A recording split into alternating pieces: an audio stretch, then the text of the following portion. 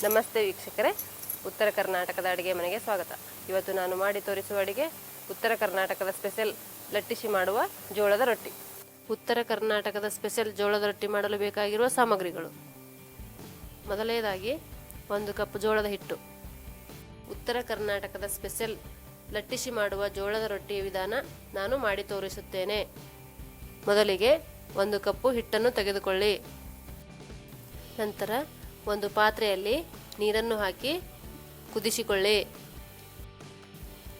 ನೀರು ಚೆನ್ನಾಗಿ ಕುದ್ದ ನಂತರ ಹಿಟ್ಟನ್ನು ತಗ್ಗು ಮಾಡಿ ನೀರನ್ನು ಹಾಕಿ, ನೀರು ಬಿಸಿ ಇರುವುದರಿಂದ ಸ್ಪೂನಿನಿಂದ ಚೆನ್ನಾಗಿ ಮಿಕ್ಸ್ ಮಾಡಿ. ನಂತರ ತಣ್ಣೀರಿನಿಂದ ಹಿಟ್ಟನ್ನು ಚೆನ್ನಾಗಿ ನಾದಿಕೊಳ್ಳಿ.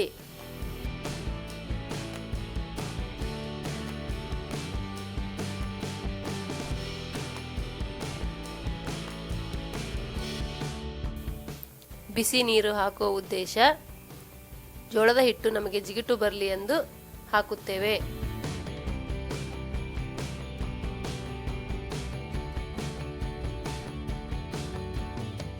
ತಣ್ಣಗಿರೋ ನೀರಿನಿಂದ ಚೆನ್ನಾಗಿ ಹಿಟ್ಟನ್ನು ನಾದಿಕೊಳ್ಳಬೇಕು.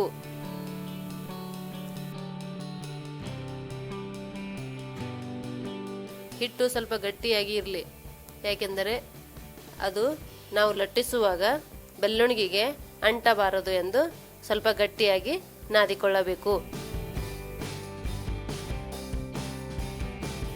ನೀವು ಯಾವಾಗಲೂ ತಟ್ಟಿ ಮಾಡುವ ರೊಟ್ಟಿಯನ್ನು ನೋಡಿರುತ್ತೀರಿ. ಈಗ ನಾನು ಬೆಳ್ಳುಣಿಗೆಯಿಂದ ಲಟ್ಟಿಸಿ ಮಾಡುವ ರೊಟ್ಟಿಯನ್ನು ತೋರಿಸುತ್ತೇನೆ. ಮೊದಲಿಗೆ ಹಪ್ಪಳ ಮಾಡುವ ಬೆಳ್ಳುಣಿಗೆಯನ್ನು ತೆಗೆದುಕೊಳ್ಳಿ. ಅದಕ್ಕೆ ಪ್ಲಾಸ್ಟಿಕ್ ಕವರಿನಿಂದ ಚೆನ್ನಾಗಿ ಸುತ್ತಿಕೊಳ್ಳಿ. ಪ್ಲಾಸ್ಟಿಕ್ ಬಿಚ್ಚಬಾರದೆಂದು ಲಟ್ಟಣಿಗೆಗೆ ಆ ತುದಿ ಈ ತುದಿಗೆ ರಬ್ಬರ್ ಬ್ಯಾಂಡನ್ನು ಟೈಟಾಗಿ ಹಾಕಿಕೊಳ್ಳಿ. ಒಂದು ಉಂಡೆಯಷ್ಟು ಹಿಟ್ಟು ತೆಗೆದುಕೊಳ್ಳಿ. ಚೆನ್ನಾಗಿ ನಾದಿ ರೌಂಡ್ ಮಾಡಿಕೊಳ್ಳಿ. ಕೆಳಗೆ ಸ್ವಲ್ಪ ಒಣ ಹಿಟ್ಟನ್ನು ಹಾಕಿ ಚೆನ್ನಾಗಿ ಸ್ವಲ್ಪ ತಟ್ಟಿಕೊಳ್ಳಿ.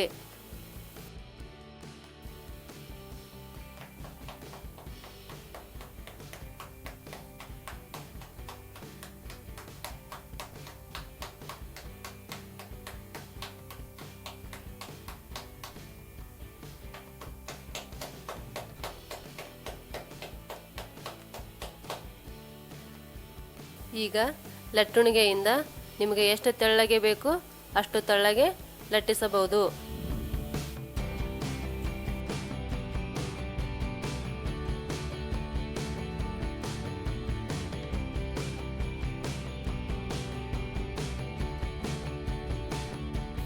ಈಗ ಹಂಚು ಕಾಯಿದ ಮೇಲೆ ಹಂಚಿನ ಮೇಲೆ ಹಾಕಿ ಒದ್ದೆ ಬಟ್ಟೆಯಿಂದ ನೀರನ್ನು ಸವರಿ.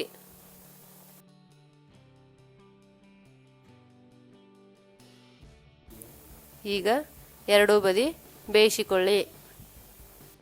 ಈಗ ಉತ್ತರ ಕರ್ನಾಟಕದ ಸ್ಪೆಷಲ್ ಲಟ್ಟಿಸಿ ಮಾಡುವ ಜೋಳದ ರೊಟ್ಟಿ ಸವಿಯಲು ರೆಡಿ.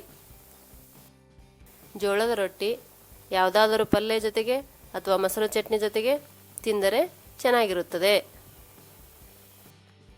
ಉತ್ತರ ಕರ್ನಾಟಕದ ಸ್ಪೆಷಲ್ ಲಟ್ಟಿಸಿ ಮಾಡುವ ಜೋಳದ ರೊಟ್ಟಿ ಮಾಡುವ ವಿಧಾನ ಇಷ್ಟವಾದಲ್ಲಿ ಲೈಕ್ ಮಾಡಿ, ಸಬ್ಸ್ಕ್ರೈಬ್ ಆಗಿ, ಅಭಿಪ್ರಾಯ ತಿಳಿಸಿ. ಧನ್ಯವಾದಗಳು.